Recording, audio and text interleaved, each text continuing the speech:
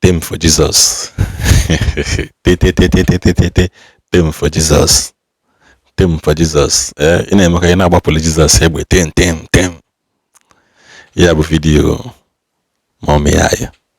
Mother Mario. Chukwu gozie gị mama. Ebe ọ bụ na Chukwu goziela anyị gị. Chukwu goziela anyị gị. Mama na this thing na ihe a na-eme na-ewute mama sị. You hate no matter, you hate is a matter that you be blinded when the person is doing good. Will you also hate person to the extent that always the hormone Mama is pained. So because I believe even no naturally gente, because it's not easy. The reverend sister of her Jimbam Kaleba. But nobody is listening. She's fighting her own battle because there are a lot of people, there's a lot of reverend sisters that are going on her table to clear, but there is no reverend father to speak to. Every time the message, they will just do kind of from the sister. Even she will create my video where it pains him so much now for sister. Ebon on a 1 man and I go. Obuliza Catholic Church kwesi Ecuador. Obuze we teacher hini no na father. Father, what about those sisters that are coming around the church? Can there be a provision for them to be? If their sister on a trek now, their parish they were assigned to help and to make sure that things go from, but most of those sisters have been neglected. Most of them are neglected. So do. Let us look forward to how to win more souls, bless the life of people. And these are our reverend sisters that are scattered everywhere. Manda harasigo, manda some father harasechagum. Because as in atogebe ihe na-eme under the roof, under our carpet, under our nose is terrible. Correction, say correction, I said, or go those things. But let us come together and figure out a way. That is just my own. Again, assistant, no. Backfire. We concerning some of the things our reverend fathers can aim, even with the fact in Asigo ceasefire. Onyo is not talking. If people are busy making videos up and down. I don't know. Does it mean that a priest cannot have a control over something on him? A priest has a control. Because in this video. No. Okay. Good morning, good afternoon, good evening. This is Mother Mario. Phone na to sense tata. A lot of people that are like Mother Mario, please don't talk again. Please don't post again. Especially once it has something to do with we need to protect, we need to cover, or else maybe they're gonna deal with me. I laugh in English. Let me say this. Somebody like this Chinyere Oma, let me address you in this video. I life here. I just felt like entering life. You can see I'm just casual. I just want to run to the post office to check, mail. So I decided to enter this life. But let me address this, maybe to use it to teach people. She wrote, I remember sisters how they usually act like holy, that Ebuka has changed a lot of things. So Ebuka Obi changed how sisters used to act. You see, if I know already, you will go command issue. The way you reason, you are being blinded Okay, that time in a quote and were kidnappers. That time in a quote man when it can happen at Beya, Yabuzio, what if a man? That time in a quote and what's the corrupt government like that? That time in a quote Hesuri Keno Bodani like that. Is the 1,000 naira. You'll need to unlock your iPhone first. You'll need to turn on location service. Imana Mufoni nwere security. Obere o atiwa.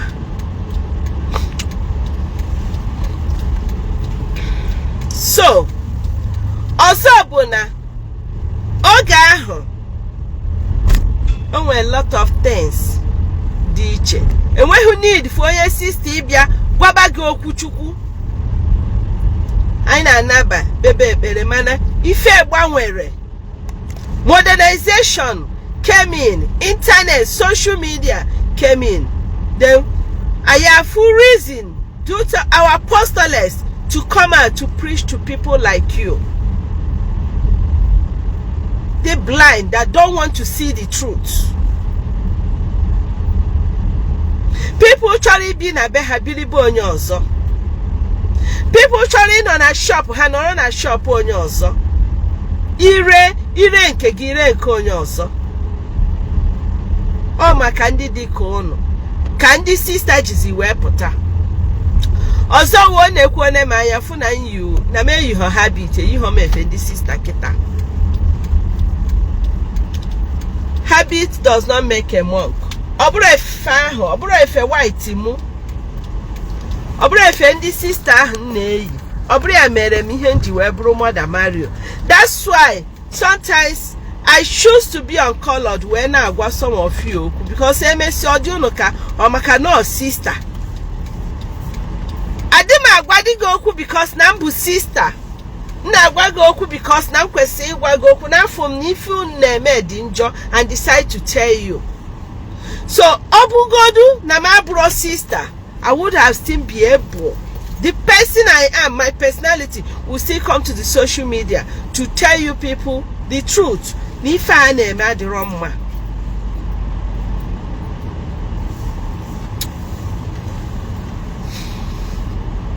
Aga m abịakwa odi onye na-emegide ibie ma agwa ya na ihe anyị na-eme ihe emegide nwanne gị na ọdịrọ mma. Rapụ ya, rapụ ihe ọjọọ. Ihe ọjọọ wụ ihe ọjọọ.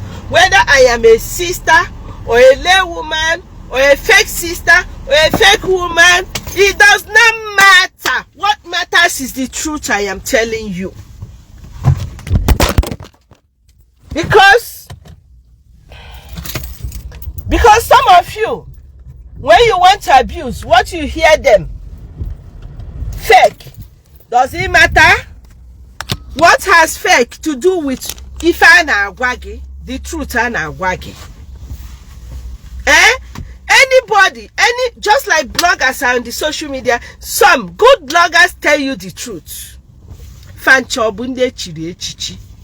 So it's not about onye chirechi na nagwa unu nke bụ eziokwu. It's about the truth, the child of God. I'm a child of God. Happy Kenu sister by the side. Let's talk as a child of God, as children of God.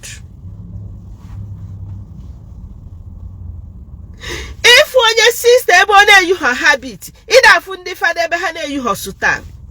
Kedu ihe unu ji wee kpọọ onwe unu asị ụmụ nwanyị?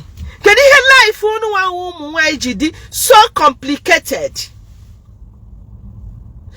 Oge ọbụla ifu ebe onye sister na-eyi her habit, ọ sị that's onye ga-afụ ga-arụ gị aka wụ onye nwanyị. Ọ sị gị hebe tufu akwa nke ọ bụkwa sister, oyu hefe ndị sister. Owu nwe hefe iji wee mara ndị ụkọchukwu. Owu oge ọbụla ị hụrụ fada ka o yi efe ụkọchukwu. Kedu ihe nke ụmụ? Meanwhile, ebi m America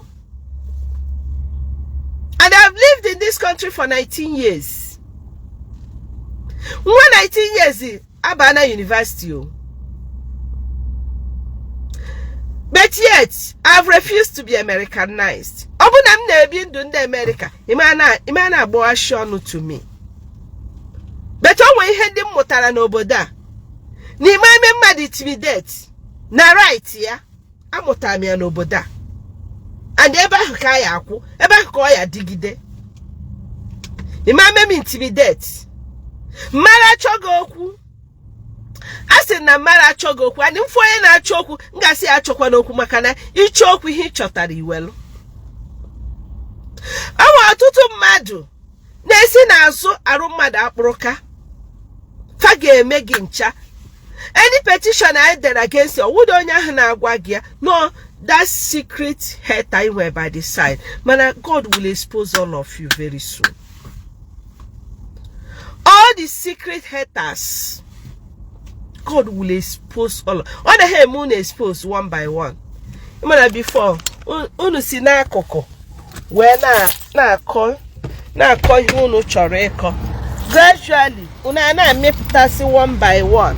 Ana amata unu. Thank God ebuko bi na ha amata ndị haters ya. Thank God on ha. God is exposing all of you one by one. Come and so that you people don't pretend as if you are with him. I support him. Why by the side? And you oh my God. Anyway, this week. After this week in jail retreat.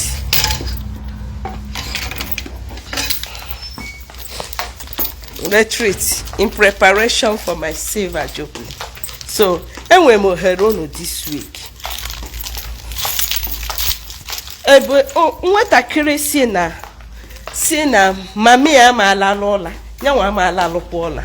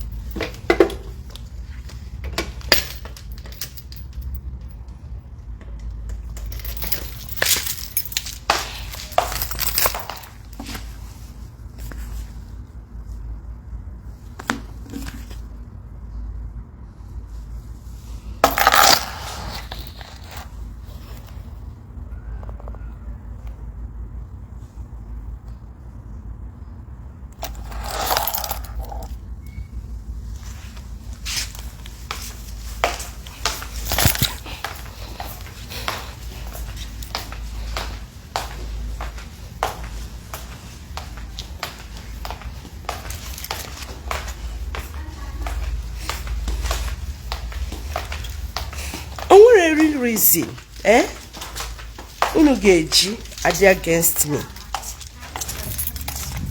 Okay? Still time. Only reason. Because when I chori iku, chukwu get rest. Onwe akwa sose. Obunu na eku ni ha. We fe nwa nke mmadụ. Ọ ga-akpọlite okwute na afịfịa niile. Na afịfịa niile.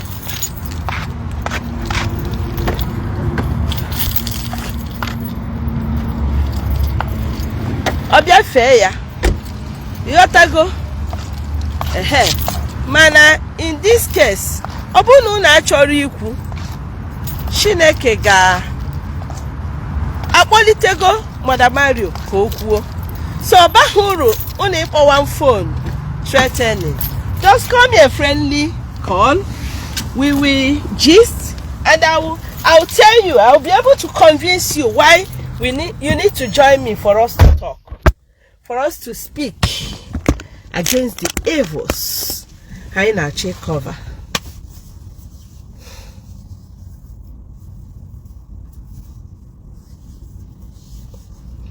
So, also, onye simu Mother Mario na fan-dress dịka mụ na me kwesịrị ịga na agba egwu na social media. Hey Chineke, onwe he man naga ahụ fọkwara unu mentality ndị Igbo unu hey, I wish everybody got apụtụ that as a fundress, as a mother na me kwesịghị ịpụta na public bịa gba egwu. Sometimes when I show him mụta purpose of something, that egwu na-put to smile in the life of thousands. Man, I I must not reason the way you reason. Only if you title if title ya. Ozi Chineke dinyelum kanjele ya. That title mother brogi nyere m ya, o bishop mu nyere m ogo nyere m ya. Okay? Now find the congregation, obrogi dunyere m. You are not God. So don't tell me how to do it. And the one even for ya na canon law they against it. And unu ge memu mbido maybe if me acho him. Shoka ne put lunu videos of bishops dancing in the public. Shoka mbido post we kono fo.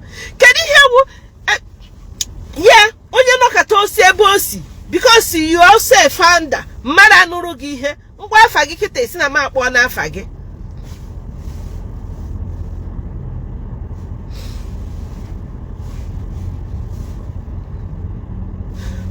Video post through ebe mu na nwanne m nwoke nke solum obi London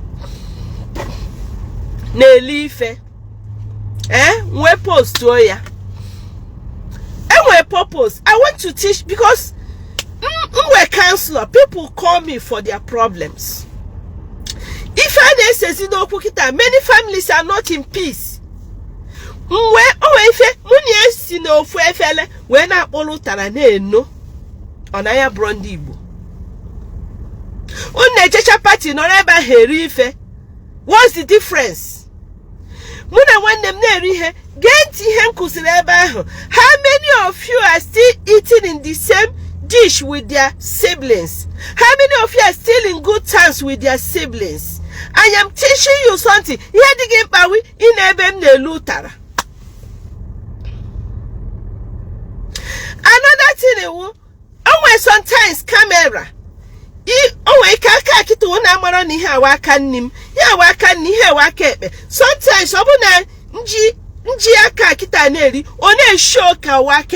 sometimes camera do that way. I don't know, I'm not camera.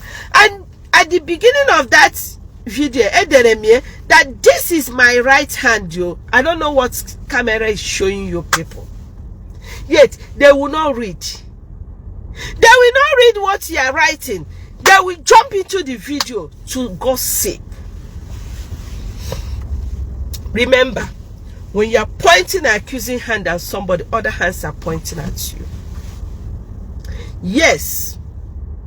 If all you think about is nagging and accusing people, blackmailing people, bank again 1:30. That Friday, okay, they don't close.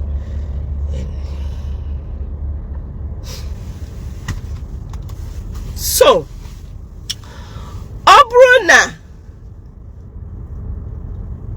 in I like it to give the people I say.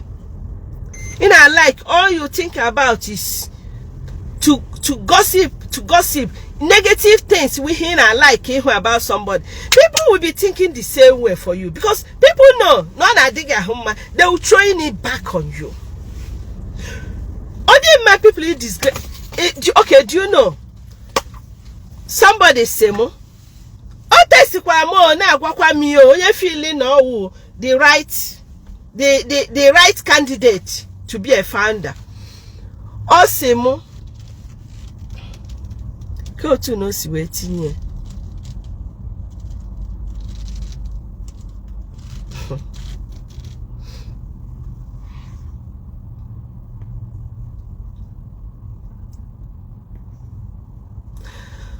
Okay, Obuzo see me defend his neighbor Kobe. That's a fan dress is not supposed to do that on public. Yeah? But a fan dress can support evil, right?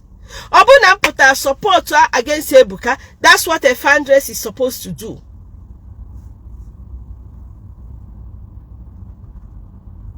Also,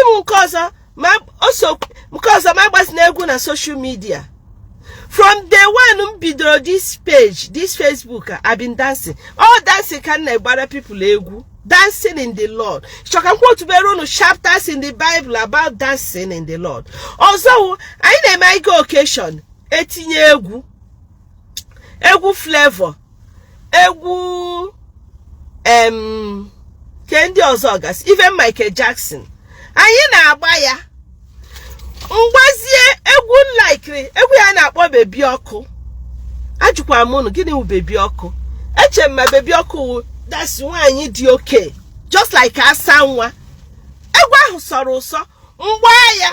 Makafu mnoka marubi wenne nwai. Mahancha na agba. Mwade egwu. Nye people joy. Dekwa ya nisi. Just to give fun. Hasi. Wanjabu udre egwu. Aboto we gbade egwu.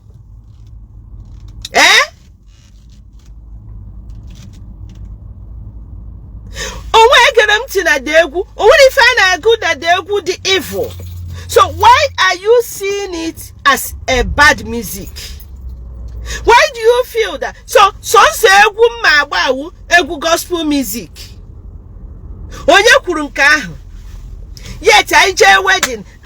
Ada hello Tunisia. Unu man illustrate my voice because I just miacha kata. Just onakona na chazi. So oluma di chabe humma. So I got traditional wedding etie ada everybody pota na ihe dị maka betafu a ga-etinye egwu ahụ niile una agba mana mari agbazie bebi ọkụ una asi weta eke egbu onwebedi ihe ụlọ fụrụ dịkwanụ nkwadobe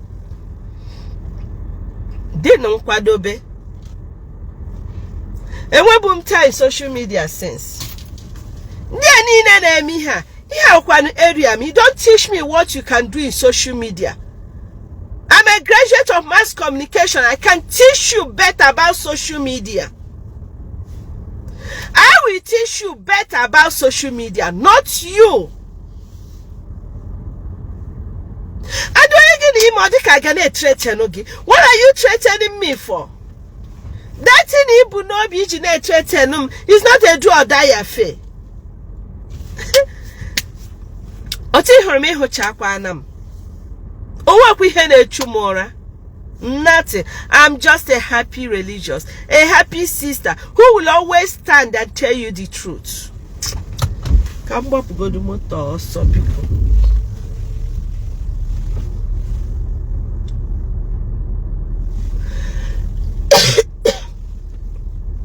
Meat pie na gomu. Teben go te meat pie na.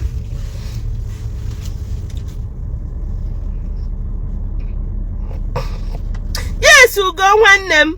Ha ga-enwekwa heart attack and achọrọ m ka ha nwee heart attack. Ha ga-amagbukwa onwe ha. Otaka phone m na ring param. Param. And as I got phone now, if you call me, I will answer you. I've been answering phone since yesterday. Call me, I will answer you. I have chance. I got a tomorrow because I had kata, so I didn't go to work. I never kata agoro. Ibu fehi unu manon FF. So tomorrow I'll be busy. I have decoration tomorrow. And we're convention. Ndi Ogoja being the whole of America. How a convention here in Texas tomorrow. So I'm going to do decoration for them. Una phone kita no life. And my get to on now until in mecha life here. Okay, my sisters. Also, my sisters, when you keep them, there in case of emergency. Maka ụmụ unu kpọọ unu na-aza otu ọbụla o si dị, so nwa mkpọ ma mma azakwa netwọk ndị Naija.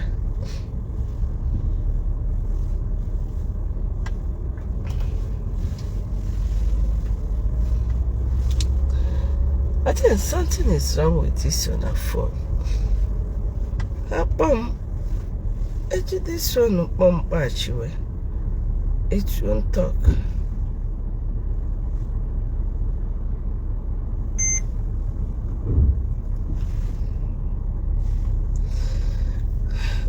Okay, I'm my network or the bad, but drop one voice message, okay? You probably go before and check and patch and I drop voice message for me, or use another phone to call.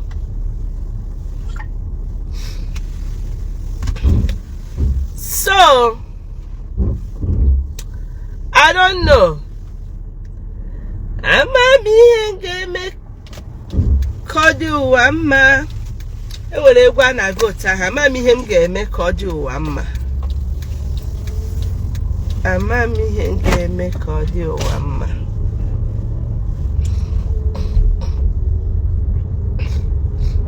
gwa m ihe m ga-eme kọdụ wamma nkwụsị ikwu eziokwu okay ngwanụ ka nkwụsị I have to stop ka obi dị unu mma right m ga-emechi ọnụ m hụ ebe a na-emegide nwa ogbenye m emechi ọnụ mfu ebe a na-emegide onye na-echighị echichi m emechi ọnụ because o chighị echichi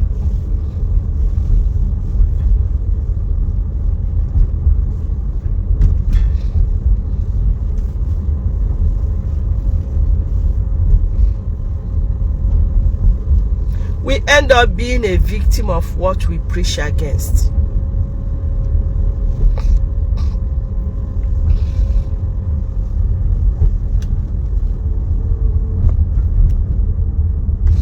Okay, chetagom ihe that brother simu osimu niafo that na page mu na up to 90% of them are praising me, are hailing me, but ogo set kita na fire rapum.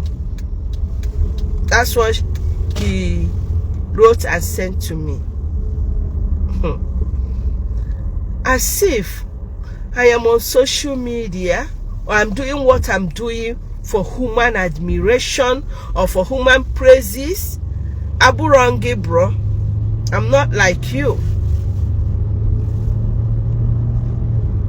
You are not standing like this for the truth. Yet you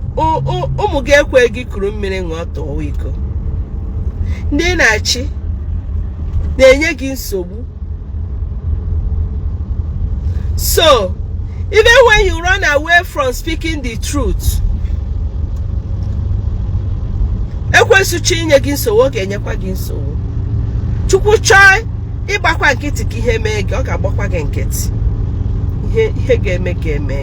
especially when you are not faithful to him.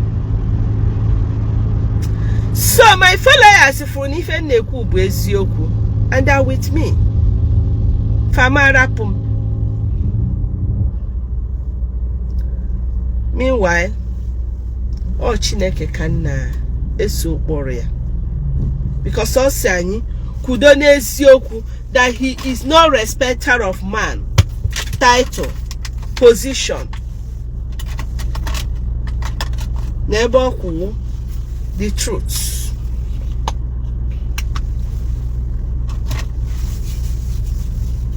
He stands for the truth. Oh God.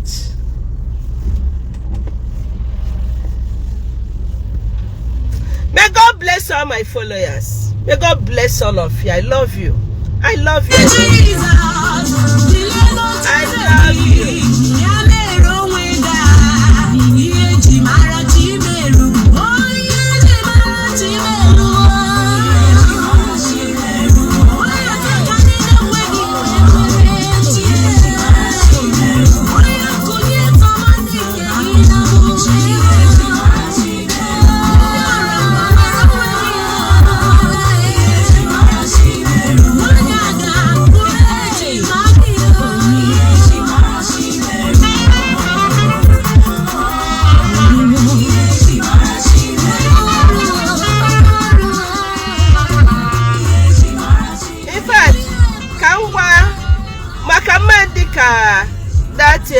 Chinyere gịnị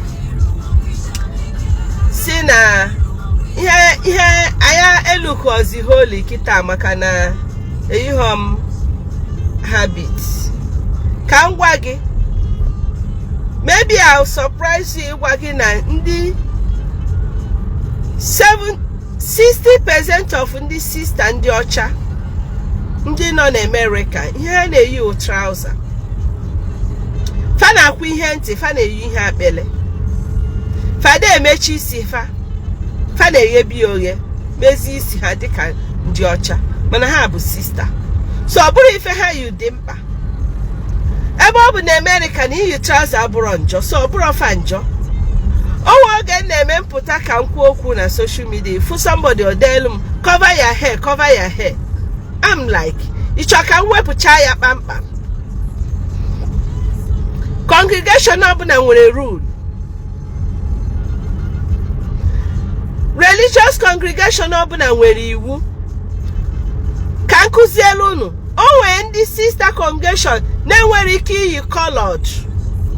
Oge ọbụla ifu ihe a ga-eyi uwe ihe ahụ eji mara ha habit ha. Nwere ndị ha nwere ike iyi, mana inwe official thing, more church, more occasion, anyị eyuru ihe ejiri mara anyị habit.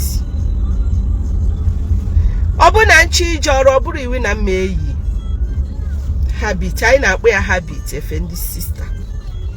Ka unu hapụ ịga na-ekwuzi ihe ndị unu na-amarọ. Ife ịmara imechi ọnụ gị. Ọ bụrụ nke ị na-amarọ ị na-ekwu. Ụfọdụ onwe onye nke si na onye gbawara m ring, like apụta m casually agbahụ m ring m, ma even though na love ring m na-anọkwa ebe a oge ọbụla 24 hearts. So ka m gwa gị, ndị sister mebe final profession ha na-agba ring, a na-etinye ha ring n'aka. That is, you are now married to Jesus. So officially we wear rings. Obro son Sunday wedding na ba ring. Ring is a sign of love, it's a covenant. It's a sign of a covenant. So when they see me, negosi that I'm already married, wedded with Christ. Yes, wedded with Christ. I say, hey, sister nke ogba ring ka onye gba anyị na-agba nke anyị n'aka nni, the official ring IG me final profession na abụ n'aka nni, while nke unu na abụ n'aka ekpe. Unu adafu nke ndị bishop, why unu na-asị na onye bishop ọlụrụ nwanyị why o ji agba ring, mana unu ya eje ifu ka anyị na-ekisi ring bishop. Why you know all this mentality? You always Igbo, majority of you are always good in nagging, looking for things to say against one another, and that's why I'm on social media to condemn it. When I feel every time I'm on social media, I am doing my job. My apostolate, go to our website, is evangelization. Evangelizing, touching souls. That's my apostolate. So that's what I'm doing here. Agent of evangelization, social media. Are you surprised? Still, for you get binikwechi. Na convent, na social media. Office mo. This is my office. That's why you can't come to my office and insult me. If you come to my office and insult me, I walk you out. That's why I block and delete when you come to my page to insult. My office is my second house. Yes. That is apụtara m ụwa iwe or you feel bad, but ihe na ahụ among ụmụnne m, ụfọdụ ụmụnne m dị Igbo, the thing na-ewezi m iwe. Unu na-akụziri m ka esizi ewe iwe. It makes me sick. I got sick this week when I saw against Ebukobi. I got sick. I'm just recovering. I cried and got sick.